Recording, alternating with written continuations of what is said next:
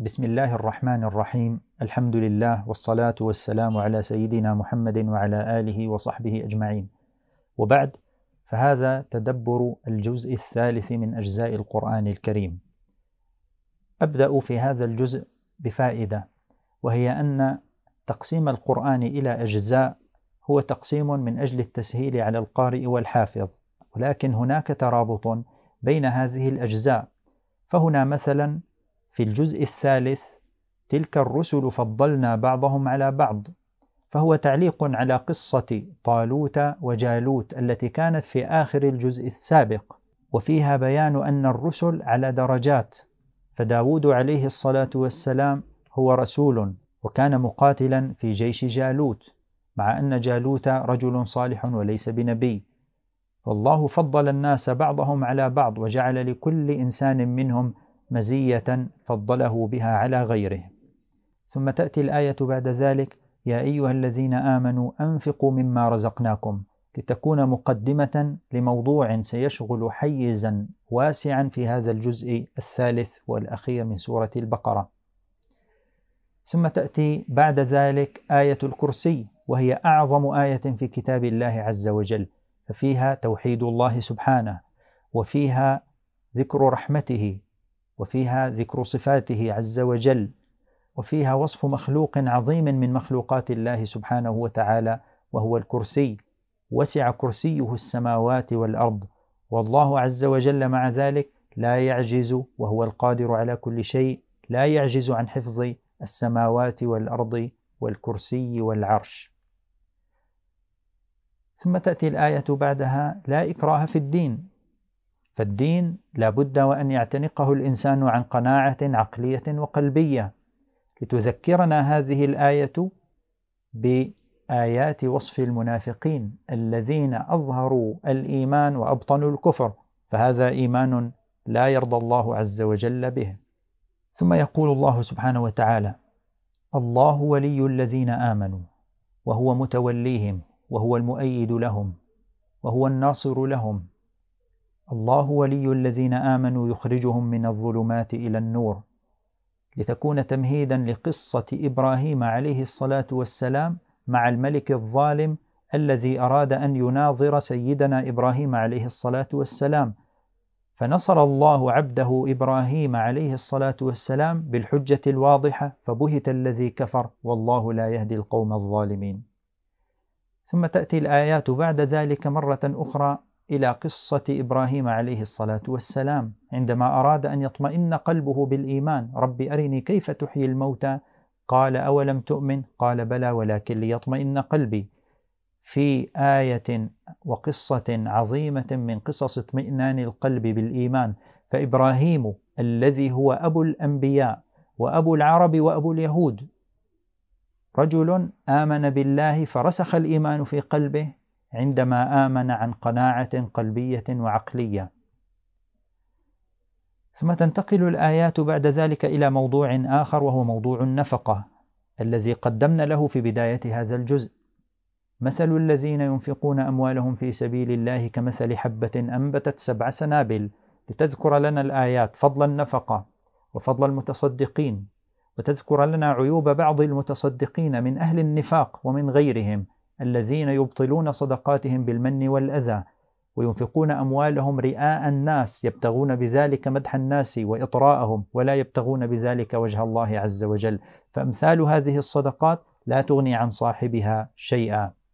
وإذا كانت الصدقة هي مضاعفة للمال في الآخرة وبركة في هذه الحياة الدنيا، فهناك تصرف آخر في المال يسبب محق المال في الدنيا والحرب من الله يوم القيامة، وهو الربا.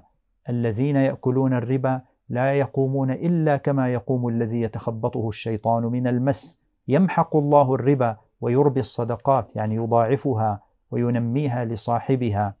قال: فإن لم تفعلوا، يعني إن لم تنتهوا عن أكل الربا، فأذنوا بحرب من الله ورسوله. وإذا كان الربا قد حرمه الله عز وجل، فمن صور التعامل المشروع الجائز هو البيع بالدين. جاءت آية المداينة: يا أيها الذين آمنوا إذا تداينتم بدين إلى أجل مسمى فاكتبوه، لتأتي هذه الصفحة من كتاب الله تعالى في ذكر أحكام البيع وذكر الإشهاد وذكر طرق التوثيق، ومن طرق التوثيق: وإن كنتم على سفر ولم تجدوا كاتبا فرهان مقبوضة، فالرهن أيضا طريقة من طرق توثيق الحقوق. ثم تختتم هذه السورة العظيمة المباركة سورة البقرة بدعاء لله عز وجل بعد ذكر الإيمان من الرسل: آمن الرسول بما أنزل إليه من ربه والمؤمنون، ثم يذكر لنا دعواتهم كنموذج للمتقين الذين بدأ الله بذكرهم هذه السورة. ثم تأتي الآيات: لا يكلف الله نفسا إلا وسعها، لها ما كسبت وعليها ما اكتسبت. فهذه السورة فيها أحكام كثيرة، ولكنها أحكام سهلة يسيرة على من يريد أن يطبقها ويعمل بها. ثم يأتي بعد ذلك في نهاية هذه السورة نموذج عن دعاء المؤمنين المتقين الذين بدأ الله بذكرهم في هذه السورة، وهم الذين يقولون: ربنا لا تؤاخذنا إن نسينا أو أخطأنا، ربنا ولا تحمل علينا إصرا كما حملته على الذين من قبلنا. والإصر هو الشدة في التشريع والتكليف، كما فعل باليهود الذين جادلوا فشدد الله عليهم. ربنا ولا تحملنا ما لا طاقة لنا به، واعف عنا واغفر لنا وارحمنا، أنت مولانا فانصرنا على القوم الكافرين. فانتهت سورة البقرة بهذه الآيات الكريمة وهذا الدعاء العظيم. لم ينتهي الجزء الثالث، سينتقل بنا الجزء الثالث بعد ذلك إلى سورة عظيمة أخرى، وهي سورة آل عمران، وهي سورة تشبه في تفاصيلها سورة البقرة، ففيها ذكر أهل الكتاب، وفيها ذكر الكتب السابقة، وفيها المعارك، وفيها الملاحم التي كانت في عهد المسلمين، وفيها أشياء كثيرة ستأتي معنا خلال تدبر هذه السورة إن شاء الله تعالى.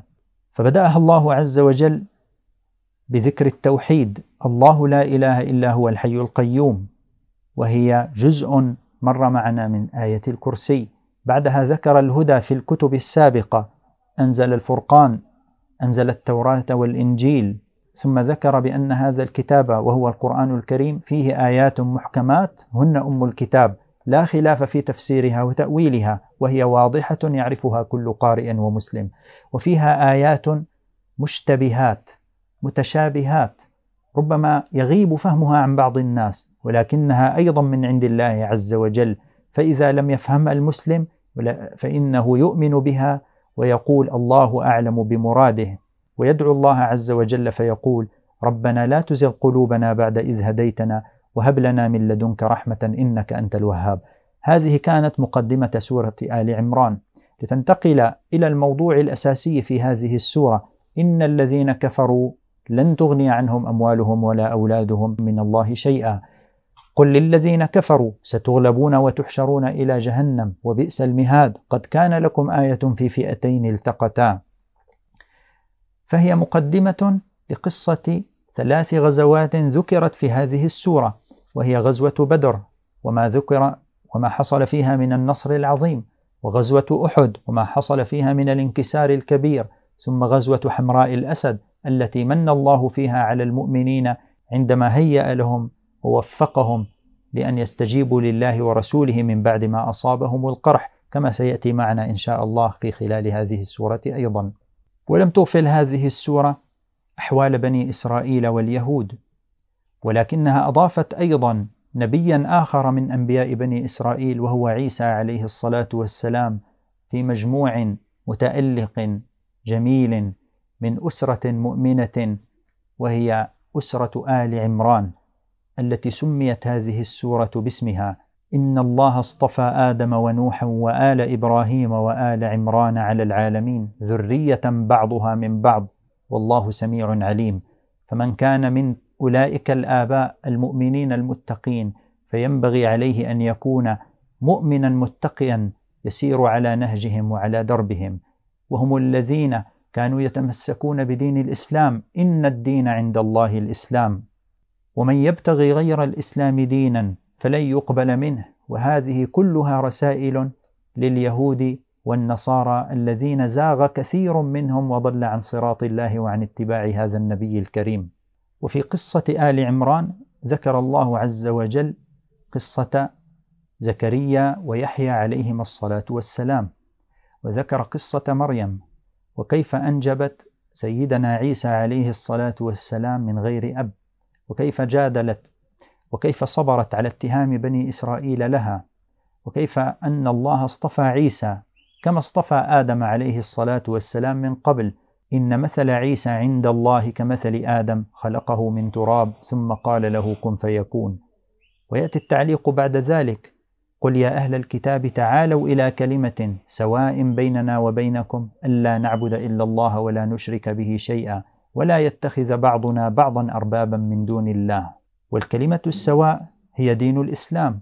فما الذي كان من حال اليهود والنصارى مع هذا الأمر الإلهي؟ جادلوا وكفروا ولووا ألسنتهم بالكتاب، فجاءت الآيات لتذمهم عندما قالوا ولا تؤمنوا إلا لمن تبع دينكم، فحرفوا الدين.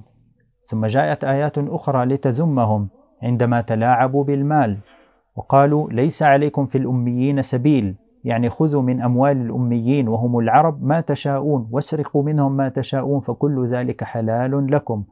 ثم ذكر أيضا تأنيبا لهم عندما خالفوا دعوة أنبيائهم، وقد أخذ الله ميثاق الأنبياء والعهد منهم: وإذ أخذ الله ميثاق النبيين لما آتيتكم من كتاب وحكمة ثم جاءكم رسول مصدق لما معكم، يعني هو محمد صلى الله عليه وسلم، لتؤمنن به ولتنصرنه. قال أأقررتم وأخذتم على ذلكم إصري؟ قالوا أقررنا. قال فاشهدوا وأنا معكم من الشاهدين. وموضوع الشهادة بوحدانية الله عز وجل مر أيضا في بداية السورة: شهد الله أنه لا إله إلا هو والملائكة وأولو العلم قائما بالقسط لا إله إلا هو العزيز الحكيم.